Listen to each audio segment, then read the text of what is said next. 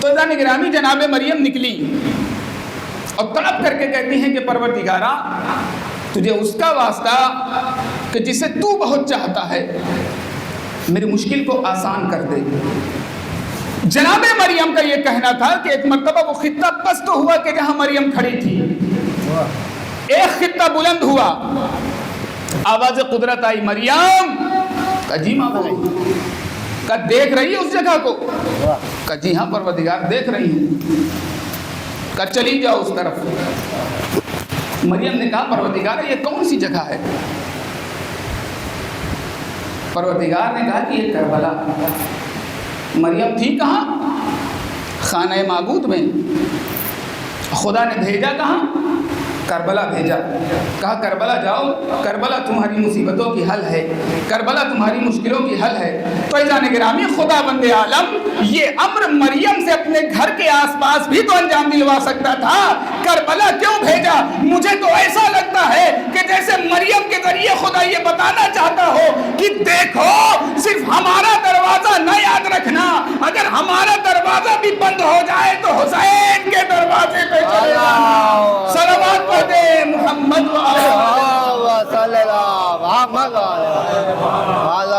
اگر ہمارا بھی دروازہ بند ہو جائے تو حسین کے دروازے پہ چلے جانا۔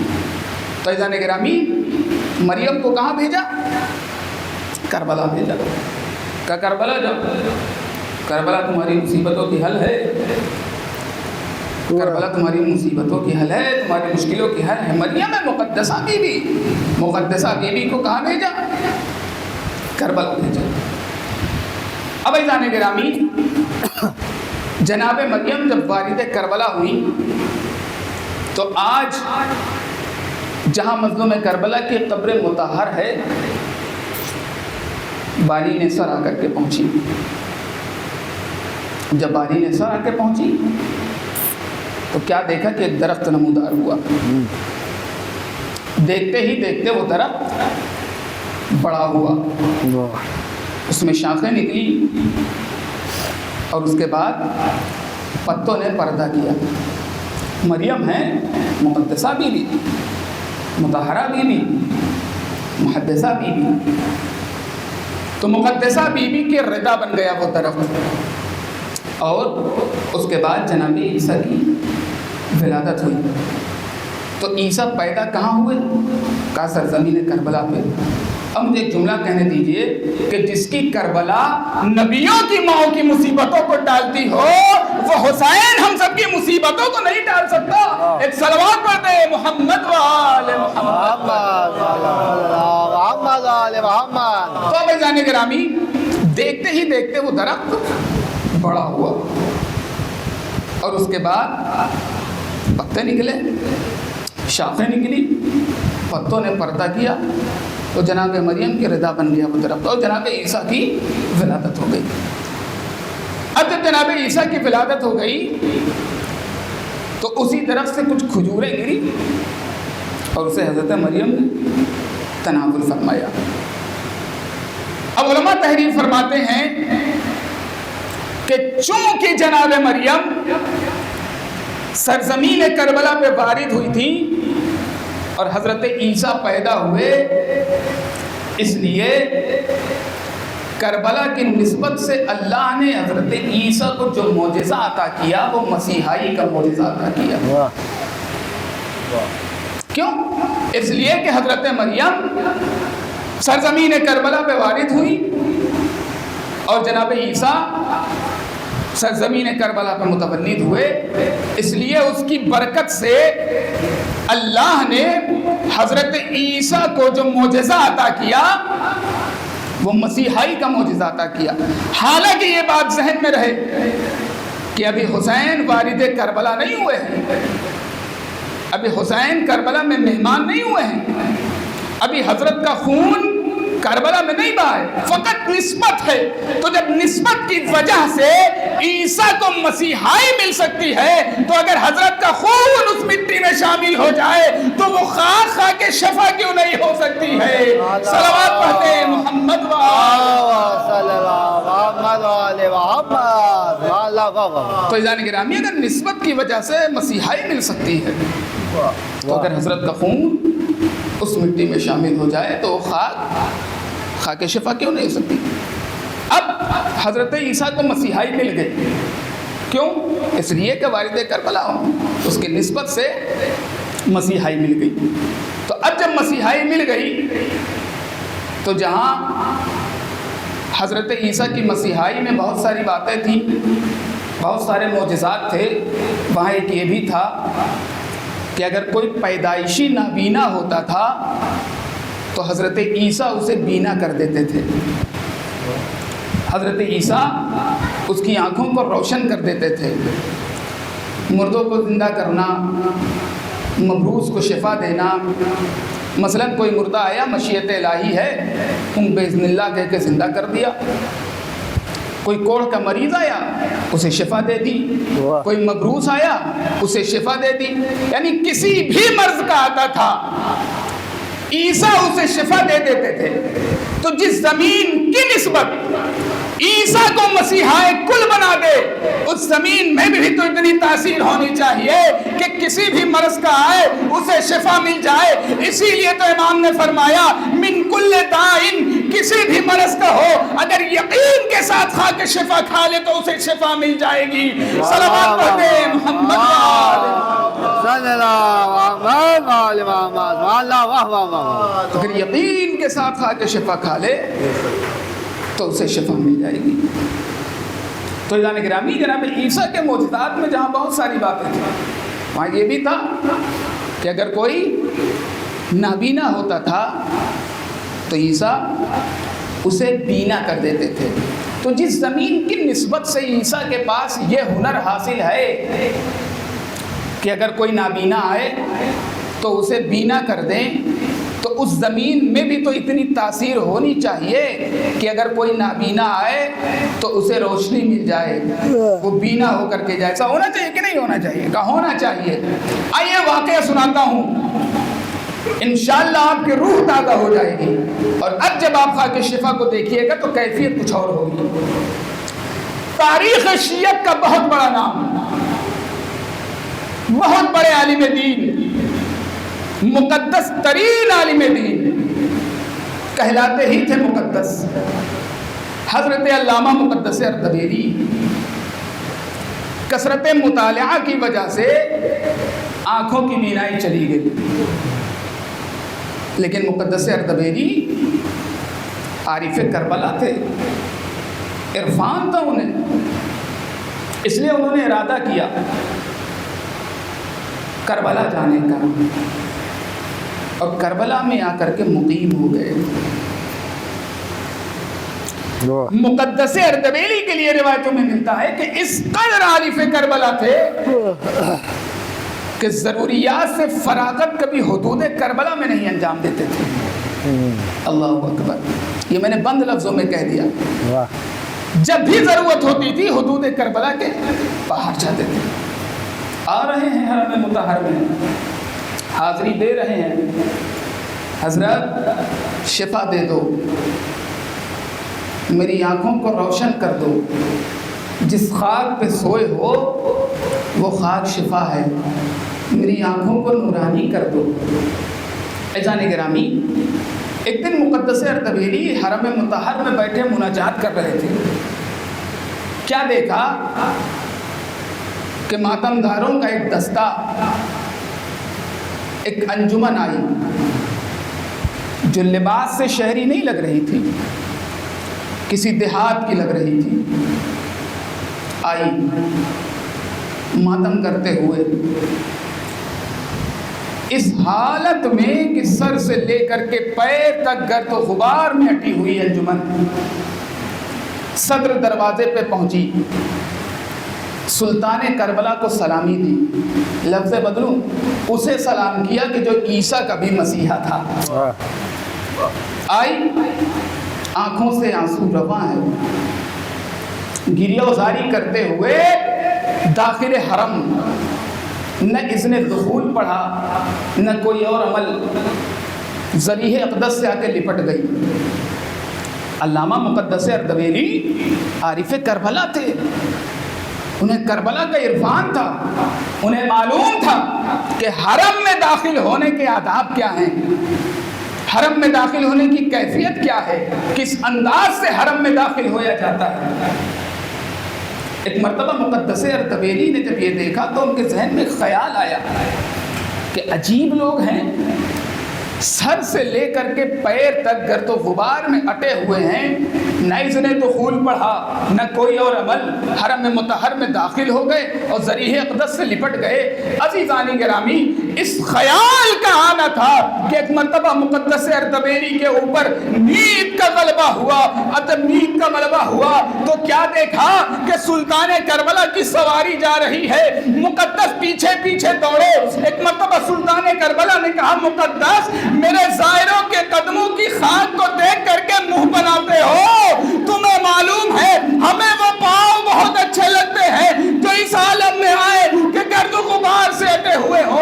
عزیزان گرامی، ایک مرتبہ مقدس اردبیلی نے دست ادب کو جوڑ دیا، حضرات معافی چاہتا ہوں، حرم مقدس کے تقدس کی بنیاد پہ یہ خیال آیا تھا، ورنہ میں تو آنکھوں کی روشنی کے لیے آیا تھا، میں تو بینائی کے لیے آیا تھا۔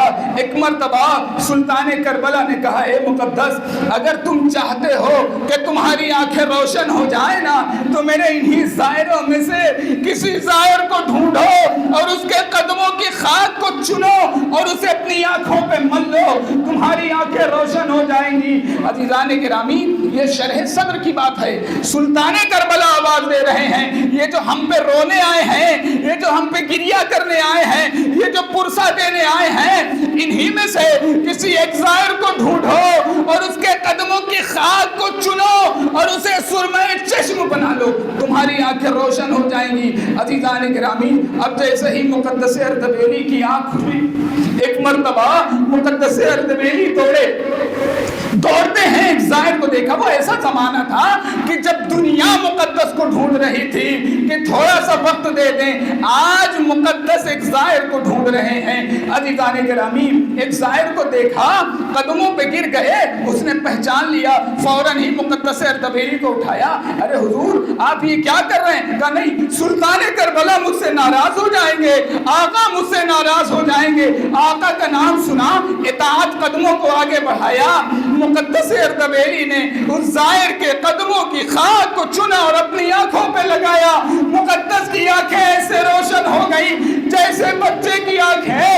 اس کا مطلب یہ ہے کہ اگر یقین ہے تو یہ گھرانہ، یہ مٹی بہت بلند ہے، نسبتیں شفا دے دیتی ہے، جو ان سے نسبت رکھتا ہے وہ شفا دے دیتا ہے۔ عزیزان گرامی، بس اب مجھے صرف ایک ہی جملہ کہنا ہے کہ وہ حسین کہ جس کے کربلا کی خاک آنکھوں کو روشن کرتی ہو، وہ حسین یہ مرثیہ پڑھے، اے میرے لال کہاں ہو، مجھے کچھ دکھائی نہیں دے رہا ہے۔ یہ انتہائی غربت نہیں ہے تو کیا ہے کہ جس کی کربلا کی خاک آنکھوں کو روشن کر رہی ہو، وہ حسین یہ صدا بلند کرے، اکبر مجھے آواز دو، مجھے کچھ دکھائی نہیں دے رہا ہے۔ اللہ اکبر، یہ کمال غربت نہیں ہے تو کیا ہے کہ سب کی مدد کرنے والا حسین دشمنوں سے پوچھ رہا ہے، ارے تم ہی بتا دو ہمارے چاند کو کہاں چھپا کے رکھا ہے۔ اجرکم اللہ۔ ارباب عزا، دنیا میں یہ بات مشہور ہے کہ بیٹوں کو مائیں زیادہ چاہتی ہیں اور بیٹیوں کو باپ زیادہ چاہتے ہیں۔ جائے کہ ایسا باپ کہ جو حسین کے جیسا ہو اور ایسی بیٹی کی جو سکینہ کی جیسی ہو، ایسی اور باپ اور بیٹی میں کیا محبت اور الفت رہی ہوگی۔ ارباب عزا، ایک روایت کے مطابق 10 سفر کو جناب سکینہ کی شہادت کی تاریخ ہے نا، چند فقرے اور آپ کی مسائل کو، آپ کی زحمت کو تمام کر دوں گا۔ ارباب عزا، روایت بتاتی ہے کہ جب یہ قافلہ کربلا سے کوفے کی جانب روانہ ہوا نا، تو وہ نیزہ کہ جس پہ حسین غریب کا سر تھا، اس زمین زمین میں گڑ گیا۔ ایک مرتبہ سپاہیوں نے بڑی کوشش کی، جب وہ نہ نکلا تو شمر تازیانہ لہراتے ہوئے سید سجاد کے پاس آتا ہے اور آنے کے بعد کہتا ہے سجاد اپنے بابا سے کہو آگے بڑھیں ورنہ تازیانے سے اذیت دوں گا۔ ارباب ازا روایت کہتی ہے کہ ایک مرتبہ سید سجاد ہتھکڑی اور بیڑی کو سنبھالے ہوئے اس نیزے کے قریب آئے کہ جس پہ بابا کا سر تھا، آگے کہتے ہیں بابا اب آپ کے لال میں اتنی تاب نہیں ہے کہ وہ کوڑوں کی اذیت کو برداشت کر سکے۔ اے میرے لال سجاد، ارے مجھے بھی گوارا نہیں کہ تمہیں کوڑوں کی اذیت دی جائے، مگر اے لال میرے سینے پہ سونے والی سکینہ ناقے سے گر گئی ہے۔ غضب ہو گیا ارباب ازا، اب جیسے ہی یہ آواز زینب کے کانوں سے ٹکرائی خود کو بے کجاوا اونٹ سے گرایا۔ اے میری لال سکینہ کہاں ہو، مجھے آواز دو، سکینہ کہاں ہو؟ کیا دیکھا؟ جھاڑیوں کے ہلنے کی آواز آ رہی ہے۔ قریب گئی، دیکھا کہ ایک مومن ہے جو سکینہ کو گود میں لیے پیار کر رہی ہے۔ زینب قریب گئی، اے بی بی تو کون ہے جو اسے پیار کر رہی ہے؟ اس لیے کہ اس بچی کو کسی نے اب تک تماچے مارے، کسی نے تازیانے مارے، تو کون ہے جو اسے پیار کر رہی ہے؟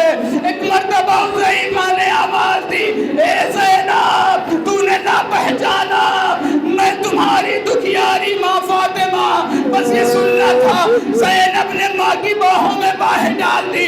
اماں ارے اس وقت کہاں تھی جب اصغر کے گلے پہ تیر لگا؟ اے اماں تب کہاں تھی جب قاسم کا لاشا پامال ہوا؟ اماں تب کہاں تھی جب اکبر کے سینے پہ نیزہ لگا؟ اے اماں تب کہاں تھی جب بھیا حسین کا گلا کاٹا جا رہا تھا؟ اجرکم اللہ الباغذہ، خدا آپ کو کوئی غم نہ دے سوائے مظلوم کربلا کے۔ روایت بتاتی ہے کہ یہ قافلہ چلتے چلتے دربار شام میں پہنچتا ہے۔ یزید تخت پہ بیٹھا ہوا تھا، نماز رسول کا سر تخت کے نیچے تھا، اہل حرم رسل مسئلہ تھے۔ سکینہ کا یہ عالم تھا کہ ایک ہاتھ چہرے پہ رکھے ہوئے تھی، ایک ہاتھ گردن پہ رکھے ہوئے تھی۔ یزید پوچھتا ہے شمری یہ بچی کون ہے؟ شمر کہتا ہے کہ یہ بچی حسین کے سینے پہ سونے والی سکینہ ہے۔ ایک مرتبہ یزید سکینہ سے کہتا ہے سکینہ یہ بتاؤ کہ تم اپنا پیر زمین سے بار بار کیوں اٹھا لے رہی ہو؟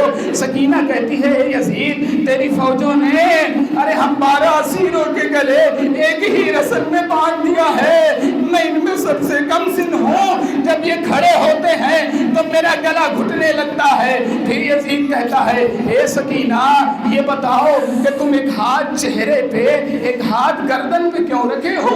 سکینہ کہتی ہے یزید ہماری پھوپھی ماں بہنوں کے بال اتنے بڑے ہیں کہ وہ اپنے چہرہ اپنا پردہ بالوں سے کیے ہوئے ہیں، لیکن میرے بال چھوٹے ہیں اس لیے میں نے ہاتھ سے پردہ کیا ہے، اور ایک ہاتھ گردن پہ اس لیے ہے کہ میری گردن زخمی ہے۔ پھر یزید کہتا ہے سکینہ یہ بتاؤ کہ میں نے سنا ہے تمہارا بابا تم سے محبت بہت کرتا تھا، تمہیں بہت چاہتا تھا۔ سکینہ کہتی ہاں میرا بابا مجھے بہت چاہتا تھا۔ یزید کہتا ہے سکینہ میں یہ بات تب مانوں گا جب یہ کٹا ہوا سر تمہاری گود میں چلا آئے۔ بس ایک مرتبہ سکینہ نے بھرے دربار میں ارے ننھے ننھے ہاتھوں سے جلے ہوئے دامن کو اٹھایا، بابا آپ کی محبت کا امتحان لیا جا رہا ہے۔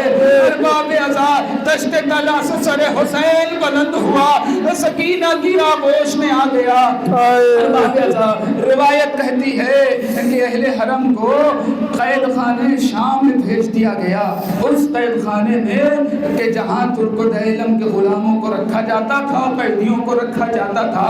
ارباب ازا وہاں سکینہ کا معمول یہ تھا کہ جیسے ہی شام ہوتی تھی نا سکینہ در زندہ پہ آ کے بیٹھ جاتی تھی، اور اس کے بعد اڑتے ہوئے پرندوں کو دیکھ کے پھوپھی سے یہ سوال کرتی تھی پھوپھی اماں یہ پرندے کہاں جا رہے ہیں؟ اے بیٹی یہ اپنے اپنے آشیانوں کو جا رہے ہیں۔ اے پھوپھی اماں ارے ہمیں وطن جانا کب نصیب ہوگا؟ ارباب ازا جیسے ہی رات آتی تھی سکینہ کو بابا کا سینہ یاد آ جاتا تھا، اور اس کے بعد جب بابا کا سینہ یاد آتا تھا سکینہ چیخیں مار کے روتی تھی، سکینہ کی رونے کی آواز یزید کے محل تک جاتی تھی۔ ارباب اثر روایت کہتی ہے کہ ایک دن سکینہ بابا کو یاد کرتے کرتے سو گئی۔ اب جو سکینہ سو گئی، خواب میں اپنے بابا کو دیکھا، اور اس کے بعد جب بیدار ہوئی چیخیں مار کے رونا شروع کیا، اے میرے بابا مجھے چھوڑ کے کہاں چلے گئے؟ میرے اچھے بابا ابھی تو آپ سینے پہ سلائے تھے، اے میرے بابا ابھی تو آپ آئے تھے، اے بابا ابھی تو آپ تسلی حاصل رہے تھے، بابا آپ کہاں چلے گئے؟ اہل حرم سمجھ گئے ارباب رضا کہ سکینہ نے اپنے بابا کو دیکھا ہے۔ سکینہ روتی جاتی تھی، اہل حرم میں کوہرام برپا تھا۔ ارباب رضا سکینہ کے رونے کی آواز ایک مرتبہ یزید کے کانوں سے ٹکرائی۔ یزید پوچھتا ہے کہ یہ قید خانے سے کیسی رونے کی آوازیں آ رہی ہیں؟ کسی نے کہا یہ حسین کے سینے پہ سونے والی سکینہ یاد پدر میں رو رہی ہے۔ بس غضب ہو گیا، یزید نے ایک مرتبہ کٹے ہوئے سر کو قید خانے میں بھیجا۔ سکینہ آگے بڑھی، اپنے باپ کے سر کو گود میں لیا، ارے اپنے رخسارے کو سکے بابا کے رخسارے پہ رکھا۔ اے بابا آپ کے بعد میرے گوشوارے چھین لیے گئے، اے میرے اچھے بابا آپ کے بعد شبر نے تماچے مارے، اے بابا آپ کے بعد پشت پہ تازیانے لگائے گئے، بابا آپ جامع کوثر سے سیراب ہو گئے، سکینہ اب بھی پیاسی ہے، میرے بابا مجھے اپنے پاس بلا لو۔ بس ایک مرتبہ یہ باتیں کرتے کرتے سکینہ کی آواز خاموش ہو گئی۔ زینب آگے بڑھی، شانہ ہلایا، اے سکینہ میرے بھیا کی امانت، مجھے آواز دو، تمہیں پھوپھی بلا رہی ہے۔ جب آواز نہ آئی زینب نے سکینہ کو گود میں لیا، سکینہ کی ننھی گردن ڈھل گئی، ہائے قید خانے شام میں سکینہ مر گئی، قید خانے میں قیامت کا سما۔ لعنت اللہ علی القوم الظالمین، سیعلم الذین ظلموا ای منقلب ینقلبون، انا للہ و انا الیہ راجعون، رضا بقضائہ تسلیما لامرہ۔ پروردگارہ محمد و آل محمد کا واسطہ ہماری اس مختصر سی عزا کو شرف قبولیت عطا فرما۔ پروردگارہ حاضرین کی جائز ذی حاجتوں کو قبول فرما۔ معبود تجھے واسطہ محمد و آل محمد کا جتنے بھی شیعان حیدر کرار جہاں کہیں بھی ان سب کی جان و مال عزت و ناموس کی حفاظت فرما۔ پروردگارہ محمد و آل محمد کا واسطہ جو مقروضوں نے قرض سے سبکدوش فرما۔ پروردگارہ محمد و آل محمد کا واسطہ جو بے اولاد انہیں اولاد نرینہ عطا فرما۔ پروردگارہ تجھے واسطہ محمد و آل محمد کا جو بیمار ہوں انہیں شفاء کاملہ و عاجلہ عنایت فرما۔ پروردگارہ محمد و آل محمد کا واسطہ روضات مقدسات کی حفاظت فرما۔ پروردگارہ محمد و آل محمد کا واسطہ یوسف زہرا ہمارے آقا و مولا حضرت امام زمانہ کے ظہور میں تعجیل فرما، ہمیں ان کے ناصر و انصار میں شمار فرما۔ ربنا تقبل منا انک انت السمیع العلیم۔ ماتم حسین۔